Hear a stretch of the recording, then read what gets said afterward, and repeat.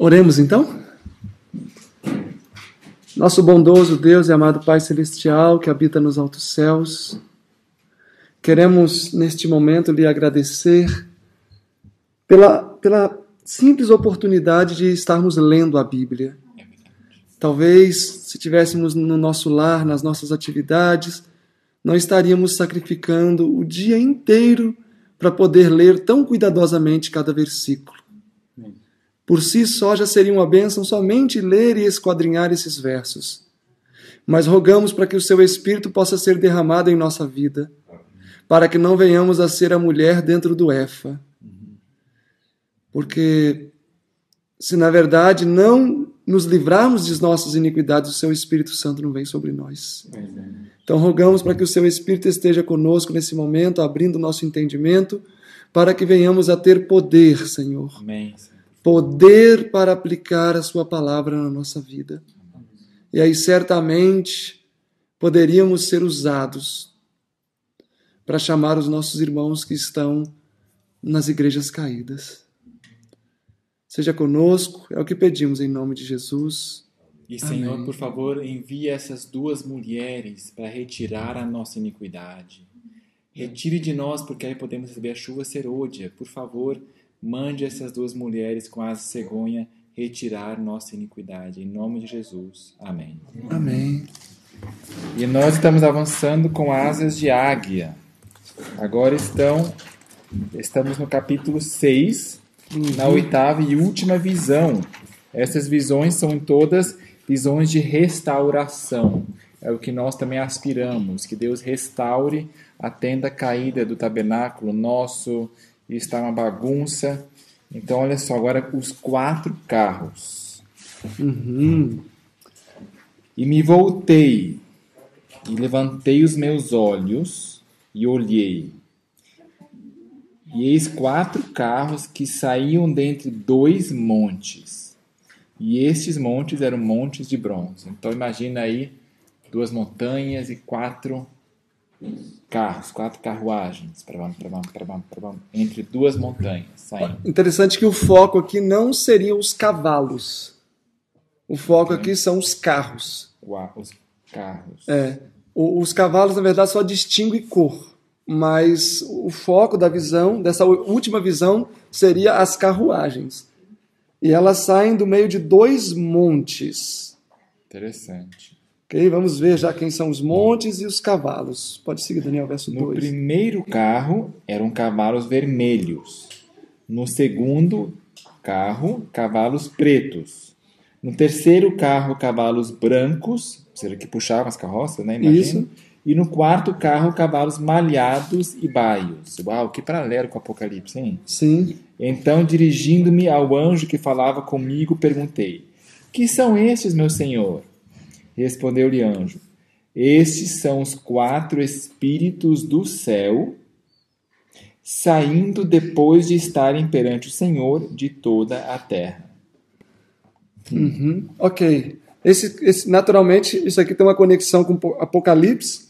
Olhem lá Apocalipse. Deixem aberto e vamos ver Apocalipse. Os selos.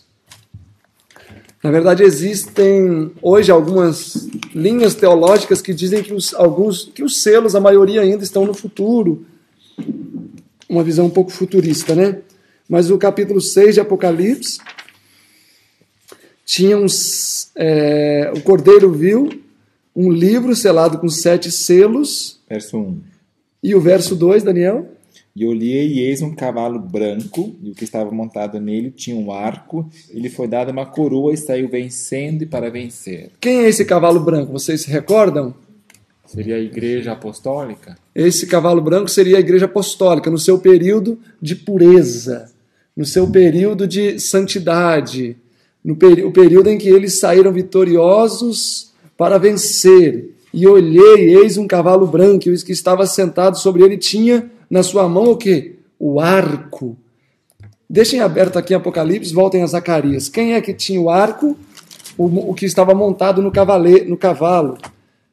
Zacarias, olhem comigo, Zacarias capítulo 10.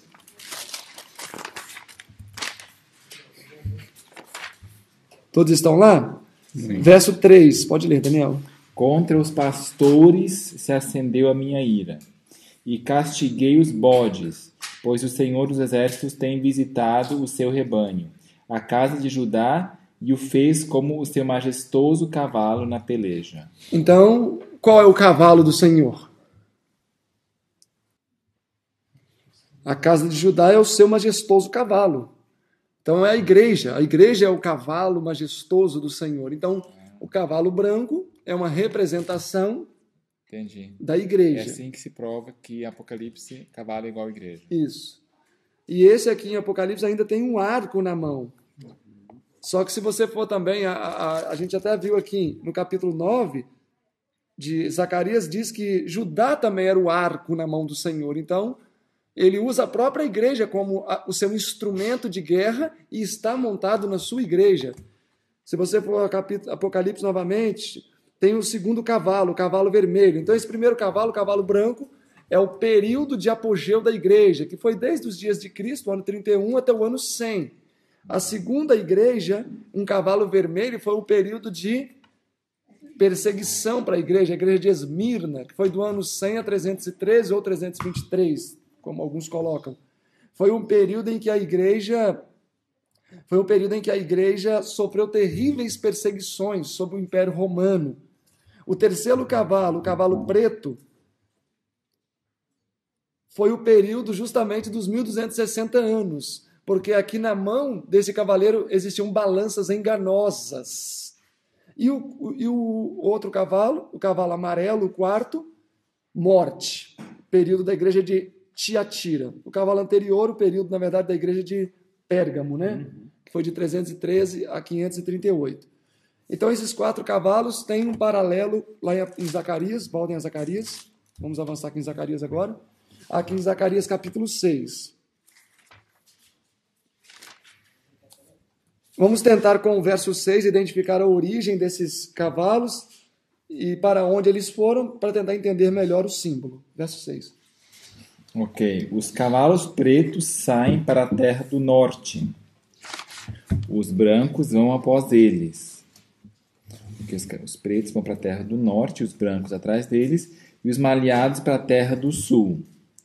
Lembrando que são os 4 espíritos do céu, que saem de Deus. 2 vão para a terra do norte, os brancos também atrás deles, e os malhados para a terra do sul. Então, 3 norte, 1 sul. E os cavalos baios saíam e procuravam ir para percorrerem a terra. E ele disse: Ide, percorrei a terra. E eles percorreram a terra. Então clamou para mim e me falou, dizendo: Eis aqueles que saem para a terra do norte, fizeram repousar meu espírito na terra do norte. A terra do norte seria Babilônia. Mesopotâmia, Babilônia, né? Apesar de estarem geograficamente ao leste, mas eles sempre vinham pelo norte invadindo, né? Em que estão os cavalos pretos, sai para a terra do norte, e os brancos saem atrás deles. Por quê que os brancos seguem os pretos, né? Não deveria ser os pretos seguindo os brancos? Negro na Bíblia nunca vai representar coisa boa, né? Representa pecado, destruição, morte. Mas nesse caso aqui, os pretos vão para a terra do norte e os brancos vão atrás. E vão para o norte. Os malhados não distinguem cor. Malhados pode ser preto, branco e amarelo. É malhado. Pelo menos a minha tradução diz malhados. Uma mescla de cores. Uma mescla de cores. Ok, vamos ver alguns versos aqui. Terra do norte. Zacarias capítulo 2, olhem aí. Zacarias 2, verso 6. Fugi agora da terra do norte, diz o Senhor. Então nós já vemos o norte aqui, que era Babilônia. Deixem aberto aqui em Zacarias e vamos a Jeremias. Vamos a Jeremias 42. Jeremias 42. Então antes vamos no 24. Jeremias 24 primeiro. Jeremias 24, todos estão lá?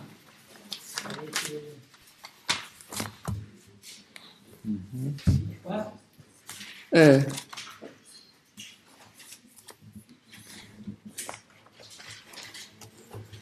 Verso 8. E como os figos ruins, que não se podem comer, de ruins que são, certamente assim diz o Senhor, do mesmo modo entreguei Zedequias, rei de Judá, e os seus príncipes, e o resto de Jerusalém, que ficou de resto nessa terra, e os que habitam na terra do Egito. O Egito ficava onde naquela época? No sul. No sul. Olha aí Jeremias 42. Verso 19. Falou o Senhor acerca de vós ao resto de Judá, não entreis no Egito, tende por certo que hoje vos tenho avisado. E o 43, verso 7. E entraram na terra do Egito, pois não obedeceram a voz do Senhor, assim vieram até Tapanes. Então, voltem lá a Zacarias 6. Zacarias 6. Verso 6. E o carro em que estão os cavalos pretos sai para a terra do norte, os brancos saem atrás deles, e os malhados saem para o sul, para a terra do sul. Aqui o que eu acredito, embora eu não possa dizer que seja concreto o que eu vejo no texto, é que os pretos e brancos representam fiéis e infiéis que foram para a Babilônia quando foi invadida, e os malhados são os remanescentes desses povos, os remanescentes de Judá que a gente viu ali, que Deus falou que não era para ir para o Egito, e eles foram para o Egito, que seria o sul. E os cavalos fortes saíam e procuravam ir por diante para percorrerem a terra. E disse ele, ide percorrer a terra, e percorreram a terra. E chamou-me e falou-me, dizendo, eis que aqueles que saíram para a terra do norte fizeram repousar o meu espírito na terra do norte. Porque, na verdade, os que foram para o sul ou para o Egito, eles voltaram, né? Muitos voltaram. Porque a instrução do Senhor era que não era para ir para o Egito, mas sim que era para se render à Babilônia e ir lá como cativos. E por que eles fizeram o Espírito de Deus repousar em Babilônia? Será que Daniel, por exemplo, com Nabucodonosor se convertendo, né? Daniel, eu creio que seria, por exemplo, Daniel, seus amigos e os fiéis, cavalo branco. E muitos infiéis foram também. E fizeram o Espírito de Deus repousar em Babilônia porque não queriam voltar mais. Gostaram tanto de Babilônia que não queriam voltar mais. Agora, como conectar isso à experiência do povo de Deus hoje? Então, só resumindo a situação aqui. Aqui representa o povo de Deus. Mas aqui não fala que são os 4 espíritos do céu? Ou as potestades do céu também, Satanás, né? Que vão junto com o povo. Será? Os 4 espíritos. Os 4 espíritos, até em minúsculo, né? Dos céus, saindo de onde estavam perante o Senhor de toda a terra. Saíram de Jerusalém. Certo. Eu vou verificar rapidamente como é que está em inglês. O verso. A tradução traz os 4 ventos. Os 4 ventos? É porque espírito é vento, está até melhor a tradução. Mas em inglês diz spirits. Espíritos minúsculos, realmente. Os espíritos do céu. Which go forth. Estavam saindo de onde estavam perante o Senhor de toda a terra. Então, na verdade, eles saíram da presença do Senhor. Certo. O verso 5. Saindo. Então, nós estamos vendo aqui um quadro de apostasia, né? Saindo da presença do Senhor.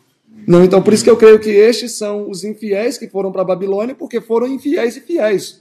O cativeiro foi o resultado de iniquidade. Agora, por que fiéis foram também? É a consequência da infidelidade do povo.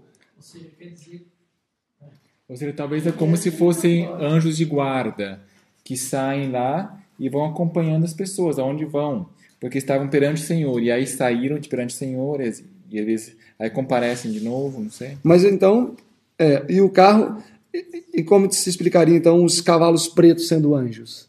Não, os anjos de guarda, tipo assim, o espírito que ainda protege, que é a misericórdia de Deus, ainda acompanha mesmo os maus. Sim, entendi.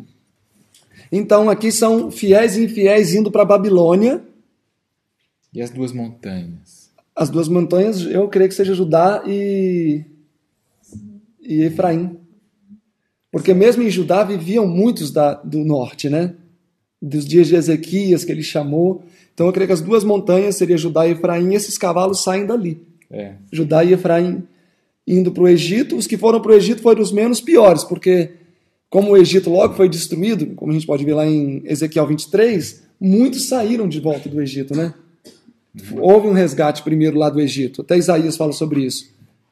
Ok, mas um fato é que esses cavalos representam o quê? A igreja. Então, isso é um fato, né? Representa a igreja. O povo de Deus. O cavalo preto vai representar a igreja em um estado decadente. O cavalo branco, como diz em Apocalipse, representa um estado da igreja pura. O cavalo amarelo lá em Apocalipse, que poderia ser o malhado aqui, não sei, que em ordem cronológica seria o terceiro, seria o período de transição ali, da igreja de Cristo se tornando a igreja apostatada, a igreja romana.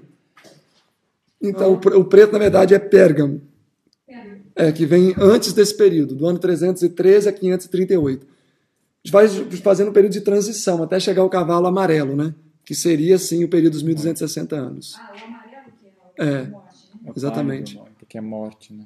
Okay. E no contexto aqui, se você prestar atenção, essa mulher, ela foi levada para onde? Para Babilônia.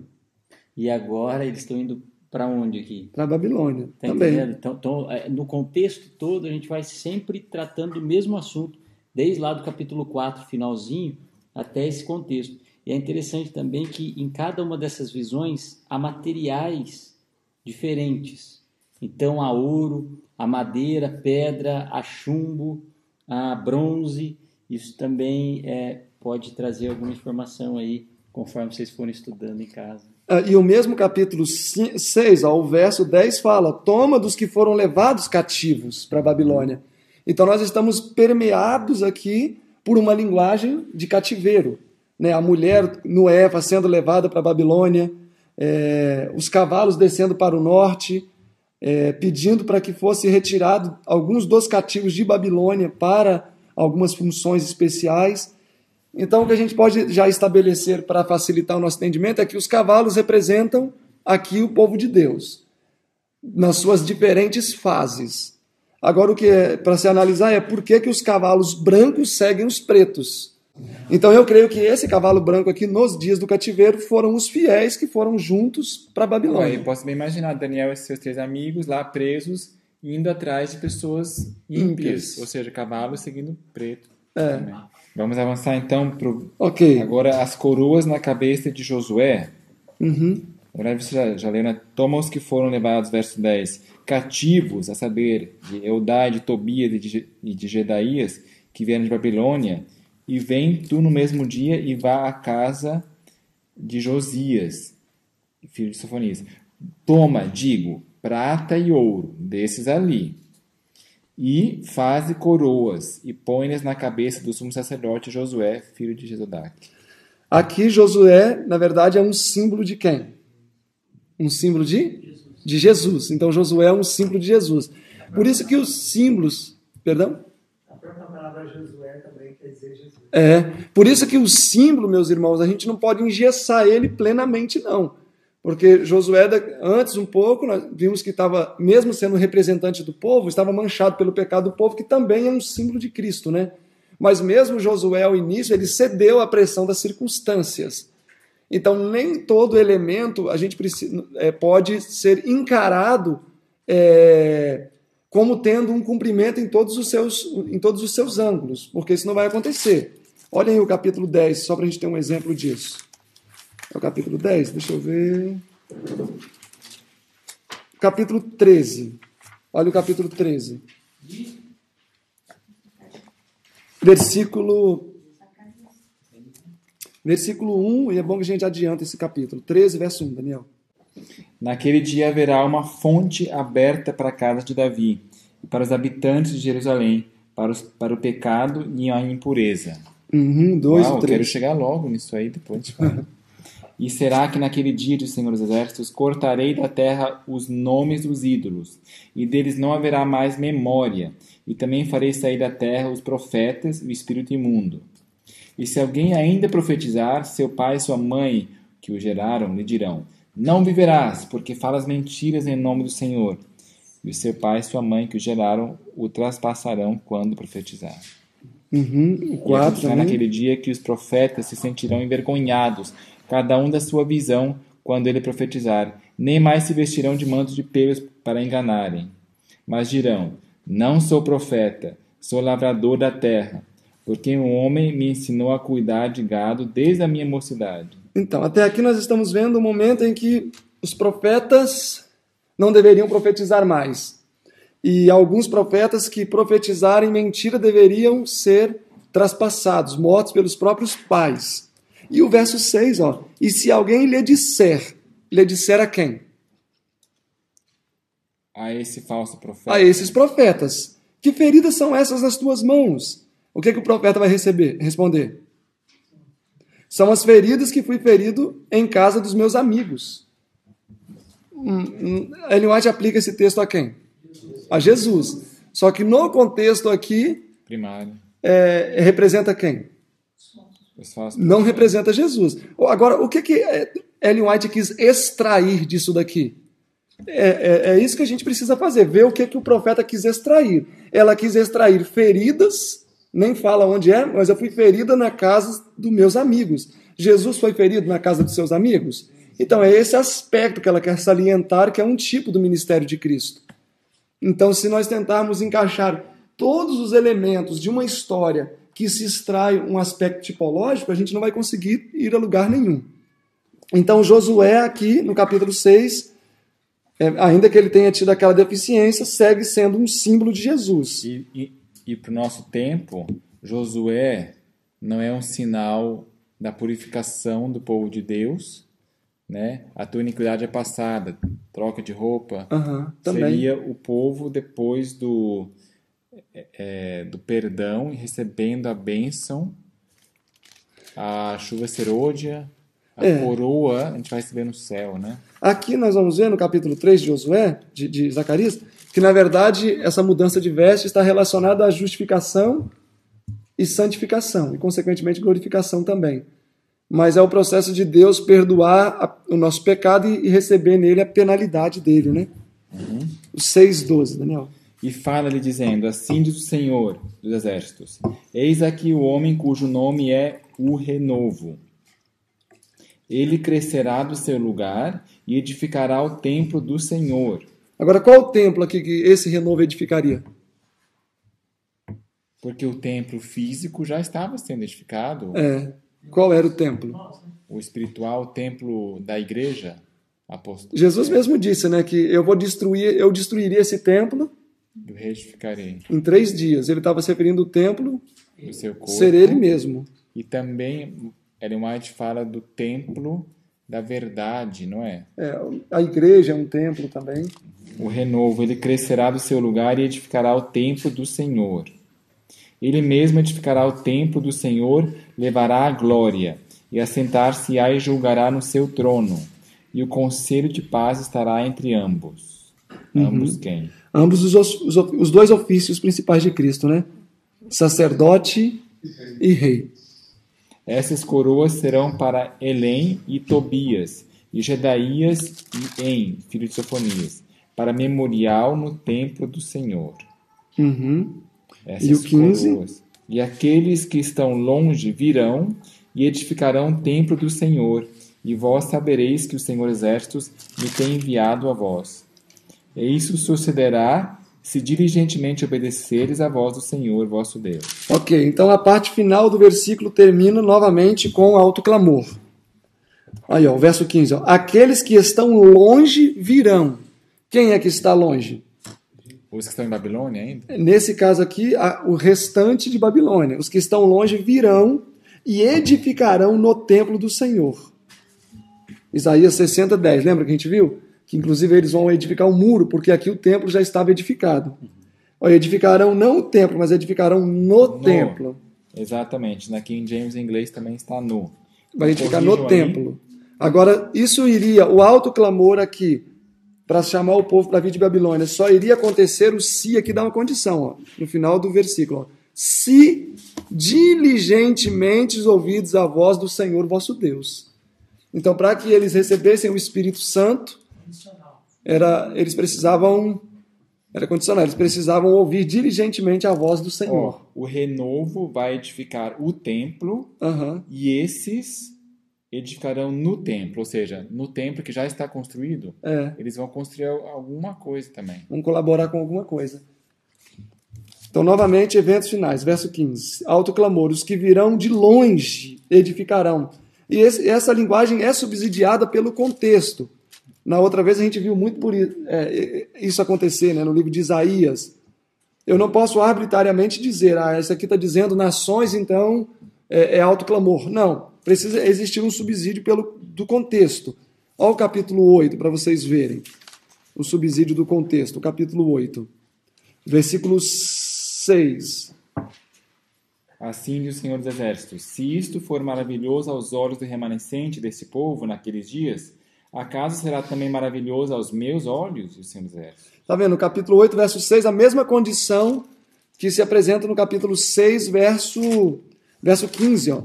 Se diligentemente ouvides a voz do Senhor vosso Deus. Assim diz o Senhor dos Exércitos: se isto for maravilhoso aos olhos do remanescente. Na verdade, aqui, todo esse capítulo 8 vai falar sobre promessas de restauração. Nesse momento, o templo já estava sendo construído a todo vapor. Então, era necessário que viessem mais pessoas para colaborar. Capítulo 8, verso 1, Daniel.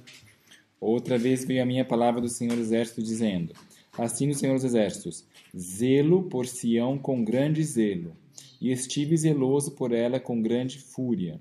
E o 3. Assim diz o Senhor: voltarei para Sião, e habitarei no meio de Jerusalém. E Jerusalém chamar-se-á uma cidade da verdade, e o monte do Senhor Exércitos, o monte santo. Ok, o texto diz, assim diz o Senhor: voltarei para Sião. Se Jesus vai voltar é porque ele tinha saído, né? Se ele saiu, ele vai voltar. Quando foi que ele saiu? Será que com o Shekinah tendo partido, por ocasião um pouquinho antes do cerco? Foi quando veio o cerco, porque o cerco de Jerusalém não foi um tipo do fechamento da porta da graça? Ezequiel 10, e eis que o Espírito do Senhor se alçou. Então Deus saiu, ficou fora. Agora que ele está voltando, ou seja, lá no início a porta da graça se fecha e novamente aqui haveria graça para os cativos. Apesar de não ter tido, não sei se teve algo sobrenatural, a luz lá, voltou? Não sei se houve sobrenatural. E Jerusalém chamar-se-á a cidade da verdade. Deixem aberto aí, olhem Isaías, capítulo 1. Notem que nesse momento Jerusalém será chamada de a cidade da verdade. Ela vai deixar de ser maldição como era. Porque Ellen White diz que o Santíssimo, quer dizer, a Arca da Aliança, que estava no Santíssimo, está escondida numa caverna até os dias de hoje. E a luz talvez não viria sem estar a arca ali entre os querubins, né? Qual que é Isaías? Isaías 1, 21. Aqui Zacarias diz que Jerusalém, Zacarias 8:3, seria chamada a cidade da verdade. Vamos ver quando isso iria acontecer. E Isaías 1, 21. Como se fez prostituta a cidade fiel, ela que estava cheia de retidão. A justiça habitava nela, mas agora homicidas. Então a cidade de Jerusalém se fez prostituta, ou seja, caiu em apostasia. O verso 25. Voltarei contra ti a minha mão, e purificarei como com a potassa a tua escória, e tirar-te-ei toda impureza. Toda impureza. Jesus iria purificar a igreja. E o verso 10. Antes, né? Perdão, 26. 26. E te restituirei os teus juízes, como eram dantes, e os teus conselheiros, como no princípio. Então serás chamada cidade de justiça, cidade fiel. Então vai sair da condição de cidade de prostituta para cidade fiel. E então te chamarão, tá? Em que tempo? Futuro. Quando depois desse momento aqui que Jerusalém seria chamada, então? Isso eu acho que nunca aconteceu, né? Era aqui no capítulo 8, verso 3, e então Jerusalém chamar-se-á. Está em que tempo? Futuro. Cidade da verdade. Então notem que todas essas profecias são condicionais. Aqui nos dias de Isaías foi dita essa profecia que poderia ter se cumprido aqui em Zacarias 8, verso 3. Poderia estar escrito aqui: E Jerusalém é a cidade da verdade, mas ela seria chamada cidade da verdade. Por que seria? Porque ela ainda estava passando por um processo de restauração. Se esse processo se concluísse plenamente, esse título iria aplicar-se adequadamente a ela. Mas se ela não passasse com êxito por esse processo de purificação, naturalmente não seria assim. Tá vendo? Naturalmente não se cumpriu, e tem até um texto para comprovar que se não se cumpriu no passado, naturalmente vai se cumprir nesses dias. Então, em algum momento, o povo de Deus vai ter que ser chamado de quê? Cidade da verdade. E onde habita a verdade não pode habitar mentira ou engano. Para todo lado que a gente vai nas Escrituras, Deus sempre chama o povo à santidade, à pureza. Zacarias 8, Daniel, vai lá. Verso 8, 4, 5, 6.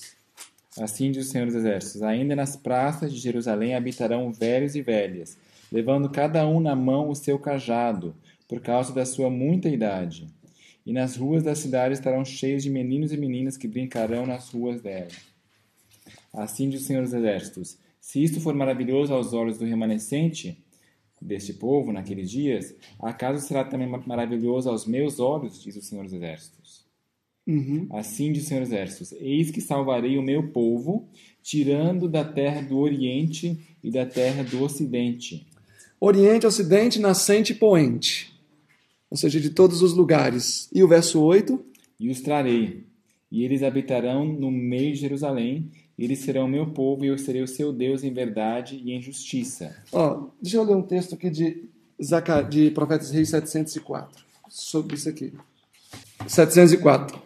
Estas promessas estavam condicionadas à obediência do povo de Deus. Essas promessas que nós estamos lendo aqui, Zacarias 8. Profetas e Reis, capítulo aí. Profetas e Reis, páginas 704. As promessas eram condicionadas à obediência. Então, se Jerusalém fosse fiel, eles seriam o povo de Deus e Deus seria o seu Deus. Verso 9.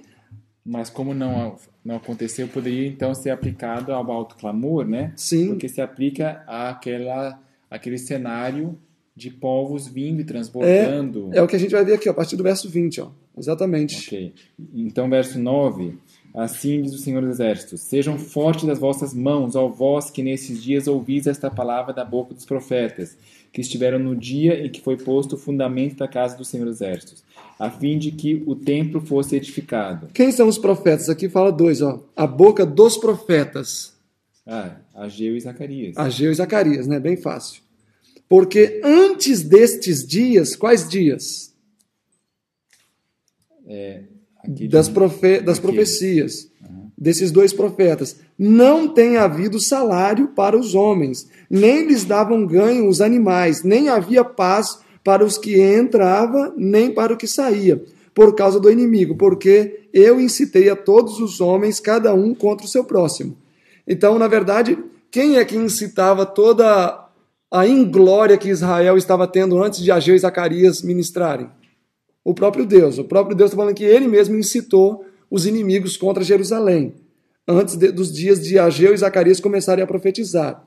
Aí o verso 11 vem um contraste. Mas agora, nos dias do verso 9, mas agora, já que ouviram as vozes dos profetas, não serei para com o restante deste povo como nos primeiros dias, diz o Senhor dos Exércitos. Uau. Mudou ali. Agora, o que foi que mudou? Por que foi que mudou?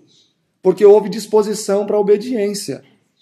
Então, quando há disposição para a obediência, Deus também muda a sua disposição com o povo. Mas de quem? Dos que voltaram. Dos que voltaram. Dos que voltaram. Dos que saíram de Babilônia. Ou seja, o povo, a parte do povo que saiu de Babilônia, começou a obedecer. Então, assim como quando foi formado o movimento do Advento, eram fiéis, teve milagres, tinha a bênção de Deus, profetiza, né? Sim, exatamente. Não foi o povo inteiro. Capítulo 2:12 agora. 8:12, perdão. porque a semente será próspera. A vide lhe dará o seu fruto, e a terra dará a sua novidade, e os céus darão o seu orvalho, e farei que o resto desse povo possua todas essas coisas. Então, novamente, volta aquela ideia. O povo começou a submeter-se a Deus, Deus trouxe a bênção. O orvalho aqui, nós vamos ver que é a chuva serôdia. E o restante deste povo herdará tudo isso. Aqui nós vemos também a ideia da 1/10 hora, né? Porque muitos ainda viriam de Babilônia e desfrutariam na mesma proporção dos trabalhos daqueles que já estavam trabalhando. Porque iriam comer, né, das novidades. E iriam herdar tudo isso junto com eles. Vocês conseguem ver a 1/10 hora aqui no verso 12? Porque muitos ainda estavam em Babilônia, mas houve o chamado, sai dela, povo meu, naqueles dias alto clamor, e eles iriam herdar tudo aquilo juntamente com os que já tinham saído inicialmente. Onde fala essa questão de herdar? O verso 12. Ó. Deste povo, herde tudo isto. Ok, aqui diz possua, né? Herde tudo isso. Ok, capítulo 8, verso 13. E há de suceder ao casa de Judá e ao casa de Israel, que assim como éreis uma maldição entre as nações, assim vos salvarei, e sereis uma bênção. Não temais, mas sejam fortes as vossas mãos. Você poderia marcar aí com uma cor, uma canetinha, um lápis de cor, amarelo, sempre que se refere à chuva serôdia. Aliás, qual que é o teu código de cores aqui? A restauração, essas coisas sempre verde. Restauração. Amarelo, sempre tempo. Vermelho, juízos. Certo. E alto clamor. Não, isso você, no caso... Verde também. Certo. Ok, então, e há de suceder, ó casa de Judá e casa de Israel, que assim como fostes uma maldição entre os gentios, Israel foi uma maldição entre os gentios? Deixem aberto aí, olhem Jeremias 50 comigo. Jeremias 50. E será que nós também estamos sendo uma maldição? Jeremias 50, versículo 17 a 20. Pode ler para a gente. Entendeu? Cordeiro desgarrado a Israel, os leões o afugentaram. O primeiro a devorá-lo foi o rei da Síria. E agora, por último, Nabucodonosor, rei da Babilônia, lhe quebrou os ossos. Portanto, assim diz o Senhor dos Exércitos, Deus de Israel, eis que castigarei o rei de Babilônia e a sua terra, como castiguei o rei da Síria. E farei voltar Israel para sua morada, e ela pastará no Carmelo e em Bazã, e se fartará nos outeiros de Efraim e em Gileade. Naqueles dias e naquele tempo, diz o Senhor, buscar-se-á iniquidade em Israel e não haverá, e o pecado em Judá e não se achará, pois perdoarei aos que eu deixar de resto. Então Deus perdoaria a iniquidade de Israel e de Judá. Mas a maldição foi que, como eles destruíram o povo de Deus, Deus destruiu eles. Então foi uma maldição. Contra eles. Mas Israel também era uma maldição, né? Igual a gente leu naquele outro texto, Israel foi uma maldição para as outras nações. Por que Israel foi uma maldição para as outras nações? Desobediência. A desobediência de Israel fez com que as outras nações fossem privadas de muitas bênçãos. Agora, isso daqui pode ser conectado ao que você tinha falado também, o texto, né? Por que hoje o mundo não desfruta de mais bênçãos? Porque o povo de Deus muitas vezes tem sido uma maldição. E não só o povo adventista, mas no geral. Eu creio que todo mundo aqui já ouviu uma história assim, eu não sou crente por causa dos crentes. Eu mesmo já ouvi muitas histórias assim de pessoas que tinham aversão à religião por causa da conduta de outras pessoas que professavam ser religiosas. Até recentemente mesmo eu ouvi isso, uma pessoa que falou que não queria, ele falou, não quero saber de crente, porque tem um rapaz lá que ele é crente e ele fica o dia todo, só fala coisas que não prestam, ele é desonesto, ele mexe com a mulher dos outros e todo dia de noite está com a Bíblia debaixo do braço indo para a igreja. Então, nesse sentido, muitas vezes o crente acaba sendo uma maldição para os de fora. Agora, se isso vem para o nosso seio, ou seja, para nós como povo de Deus, e como às vezes reivindicamos o título menina dos olhos de Deus, isso é ainda pior. Porque quantas pessoas não poderiam já estar sendo abençoadas se o povo de Deus vivesse à altura daquilo que Deus nos orientou? Ou seja, a falta de bênção é maldição. A falta de bênção é maldição. E há de, como verso capítulo 8, ó, e há de suceder à casa de Judá e de Israel, que assim como fosse uma maldição entre os gentios, assim vos salvareis e sereis uma bênção. Não temais e esforcem as vossas mãos. Então agora, Deus salvando esse povo, derramando o seu Espírito sobre eles, eles deixariam de ser uma maldição e seriam uma bênção. Capítulo 8, verso. 15 e 16. 14 e 15, pode ler. Pois assim diz o Senhor dos Exércitos: como intentei vos punir quando vossos pais me provocaram a ira, diz o Senhor dos Exércitos, e não me arrependi, assim tornei a intentar nesses dias fazer o bem a Jerusalém e a casa de Judá. Não temais. Uau! Agora, o verso 16 em diante vai apresentar condições para a chuva serôdia. Porque aqui nós vamos ver a chuva serôdia, ao verso 20. Virão os povos e habitarão, povos de muitos lugares, a orla da roupa do judeu, etc. O verso 16 e 17 prescreve aqui o critério. Então, toda atenção. Eis as coisas que deveis fazer. Olha só, está até mais caro que isso, impossível. Falai a verdade, cada um com o seu próximo. Isso muitas vezes a gente não faz, a gente leve falsidade aqui, esconde ali, não é transparente, né? Falar a verdade, às vezes, é muito mais amplo do que a gente imagina. Porque, por exemplo, eu posso falar assim, um exemplo bem simples, porque às vezes existe aquela falta de verdade inocente. Aquela falta de verdade inocente. Igual outro dia, eu estava na cidade com uma pessoa, e aí a gente almoçou no restaurante e tudo, e aí fomos visitar uma amiga. Aí o amigo insistiu, não, almoça, não, a gente já trouxe comida, já comemos, e tal. E a gente não queria nem falar que almoçou no restaurante, foi uma coisa dinâmica, assim, sem pensar. Aí a hora de ir embora, a pessoa refletindo falou, olha, a gente falou que a gente levou comida, mas a gente não levou comida. Então, mesmo nos pequenos detalhes, se a gente não estiver atento, é até normal, às vezes, para poder diminuir uma conversa. Mas você não quer comer por quê? Aí talvez a pessoa comeu uma maçã. Não, já almocei, estou bem. Só que talvez não almoçou. Então, falar a verdade exige muita coragem, ainda mais quando talvez uma manobrinha dessa resolve tanto problema, né? E vem de berço, às vezes, porque aí teu filho está lá 30ª vez, pai, dá isso aqui para eu comer, pai, dá isso aqui para eu comer. Está lá em cima da geladeira, do armário, tá cheio o potinho da coisa que ele quer, e aí você pega e fala para ele, não, acabou. Que é tão comum, né? Acontecer. Ele olha para lá, tá cheio, o pai tá falando acabou. Ele quer encurtar a conversa, não vai comer, mas porque ele tem outras coisas para fazer, o que ele faz? Acabou. Então o filho aprende o quê? Desde criança, essa mentirinha que transforma o caráter.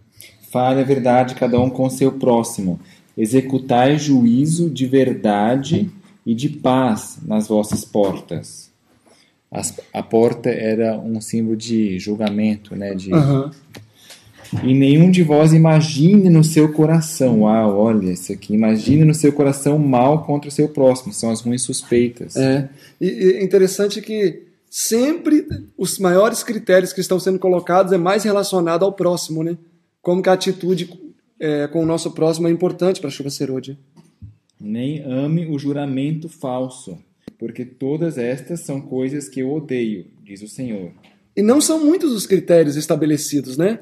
Mas se nós formos ver bem, olha, não suspeite mal do seu próximo nem no coração. Imagina, uma pessoa que consegue alcançar isso daqui, naturalmente eu acredito que muitos outros problemas que enfrentamos não vai ser um problema para uma pessoa dessa. Nem no coração, né?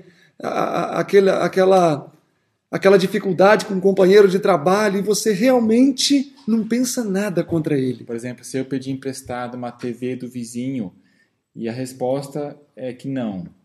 Então um exercício certo agora para eu não imaginar o mal seria que talvez ele prometeu para a esposa que essa noite eles vão ver as memórias da infância e ele quer agradar a sua esposa. Sabe? Assim, sempre tentar ver alguma coisa e não imaginar o mal. E é interessante que todas essas reformas aí são interiores, não exteriores. Então a gente está muito preocupado em querer aumentar o tamanho da saia e esquece que o coração está corrompido. E, na verdade, a essência para o derramamento da chuva serôdia é o interior. Então, lembra daquela tabelinha da divisão que a gente falou agora há pouco, né? A transformação de fato para receber a chuva serôdia é a transformação interior, porque, entre aspas, a gente já está careca de saber das coisas exteriores que precisam fazer. Se não mudar o interior... Fazer um sem deixar de fazer o outro, né? O mais importante é o juízo, a justiça. Porque, na verdade, se essa mudança interior acontece, isso vai ser evidenciado como? Em obediência ao seu mestre. No nosso exterior. Uma pessoa que alcança somente a brandura de coração de Cristo, alguém vai ver essa pessoa externalizando palavras de grosseria para alguém? Nunca. É uma consequência natural, né? Exalar de dentro para fora é uma consequência natural, mas também, ao contrário, acontece a mesma coisa, né? E a palavra do Senhor dos Exércitos veio a mim dizendo, assim do Senhor dos Exércitos, o jejum do 4º mês, verso 19, o jejum do 5º, o jejum do 7º, o jejum do 10º, serão para a casa de Judá regozijo e alegria. É interessante que esse jejum aqui, Deus está aceitando e está dizendo que é um bom jejum.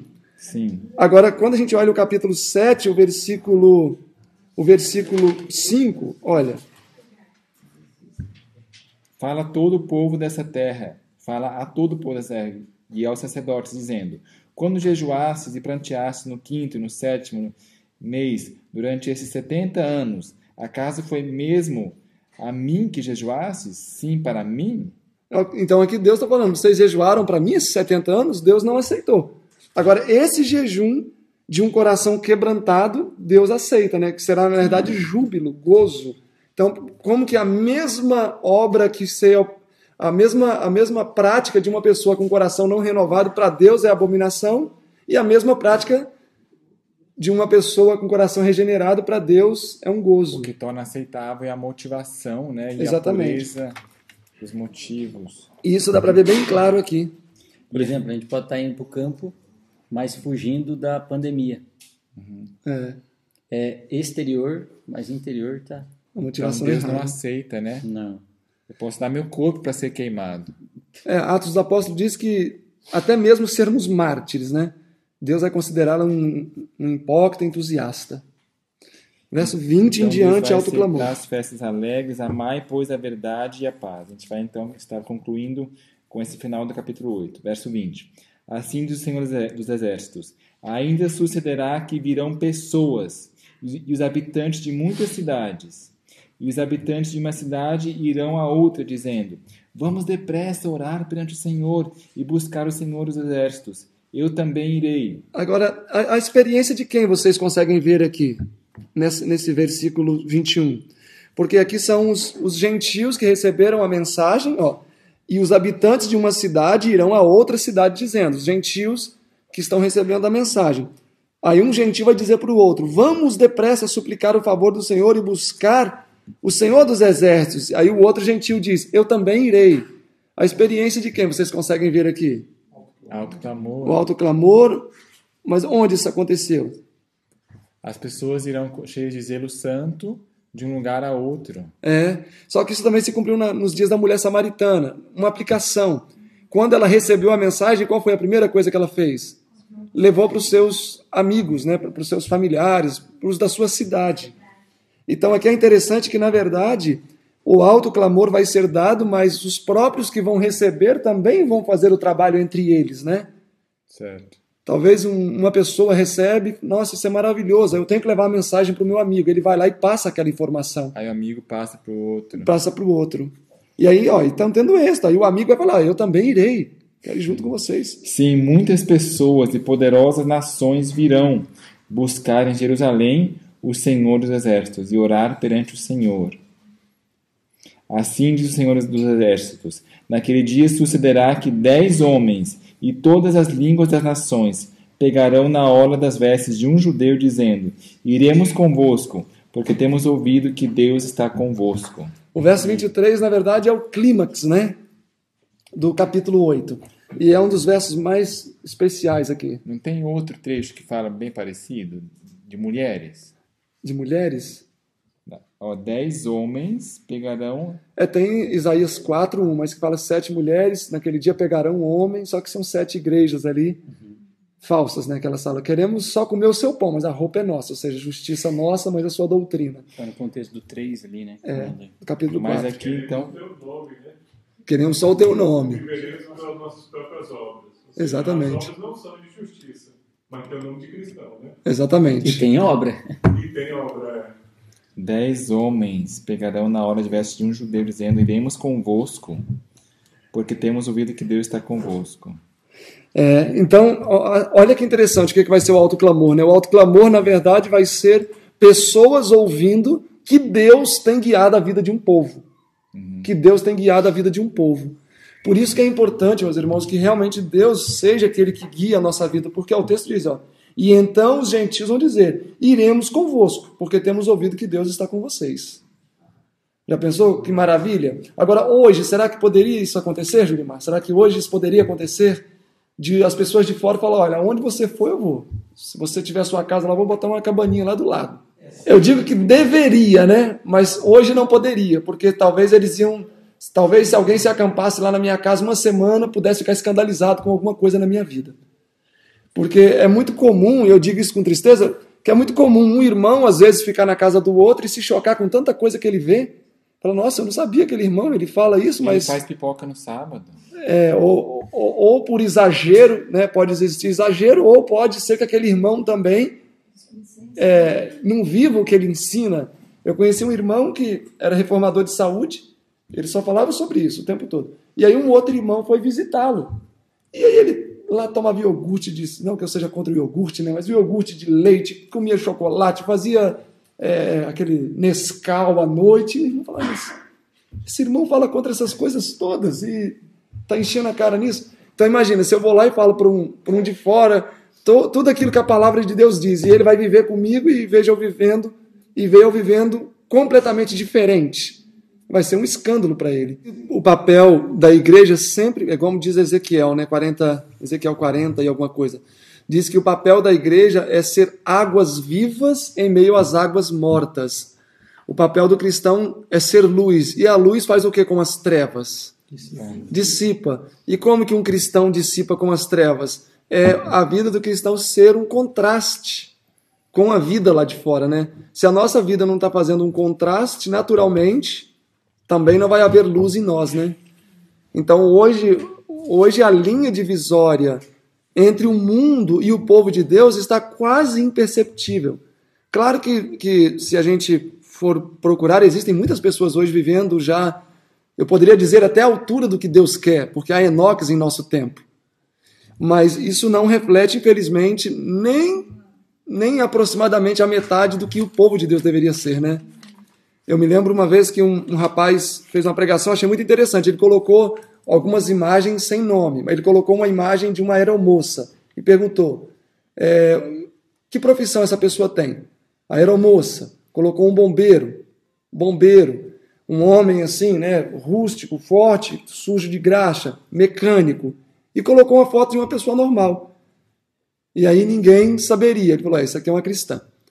Então, na verdade, nós deveríamos ser distinguidos também, né? Não só por aspectos externos, mas piedade, né? O povo de Deus precisa ser um povo piedoso, um povo bondoso. Uma pessoa seria, então, sorridente, simples, bem vestida, uma mulher de saia comprida, né? Seria um cristão. Muitas vezes na rua a gente fala, né? Se identifica uma pessoa, você é crente, né? Não somente pela roupa, mas o que mais brilha é a aura, o semblante, né, de sorriso e de benevolência. Amém? Pai eterno, obrigado, Senhor, porque o Senhor abre os nossos olhos pela tua misericórdia. Amém. Para podermos discernir entre o bem e o mal, para podermos aprender, Senhor, pela tua palavra, o que ainda precisamos mudar, alcançar e revelar em nossa vida para que o caráter do Senhor Jesus seja transmitido aos gentios de todas as nações. Amém, Senhor. Querido Deus, abençoe este povo que aqui está. Querido Deus, que cada parte desta palavra fique gravado e arquivado em nossas mentes e que no momento certo Teu Santo Espírito possa nos instruir para que possamos levar adiante segundo a Tua boa, agradável e perfeita vontade. Abençoe os nossos queridos irmãos que nos assistem pela internet. Senhor, os ilumine e possa conduzi-los também nos Teus santos caminhos. Dá-nos um restante de programação. Abençoe o Daniel também na mensagem de logo mais à noite. E nos prepare, Senhor, para adentrarmos o Teu santo sábado conforme a Tua vontade. Amém. Em nome e por amor do nosso Senhor Jesus Cristo, oramos e pedimos. Amém. Amém.